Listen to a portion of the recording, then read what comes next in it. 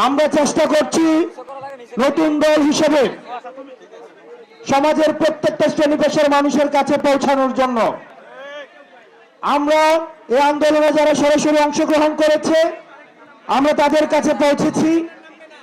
আমরা প্রত্যেকটা শ্রেণী পেশার মানুষের প্রশ্ন, তাদের জিজ্ঞাসা, তাদের চাওয়া, এই বিষয়গুলো আমরা আমলে নিচ্ছি এবং সে অনুযায়ী আমাদের রাজনৈতিক দলের ইশতেহার তৈরি হচ্ছে।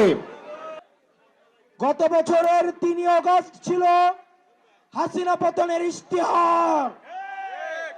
এই বছরের ৩ আগস্ট হবে স্বৈরাচার মুক্ত বাংলাদেশ গঠনের ইশতেহার। আমাদের উপরে মানুষের ভরসা রয়েছে, আস্থা রয়েছে। মানুষ তখনই অভিযোগ করে যখন ওই মানুষটা থেকে প্রত্যাশা করে। মানুষ আমাদেরকে নিয়ে অভিযোগ করে কারণ মানুষ আমাদের কাছ থেকে প্রত্যাশা করে। আমাদের এই প্রত্যাশা, এই এনসিপি থেকে মানুষের প্রত্যাশা দিন দিন এই প্রত্যাশার পারদ বাড়ছে। এই প্রত্যাশার পারদের সাথে সাথে আমাদের দায়িত্ব বাড়ছে।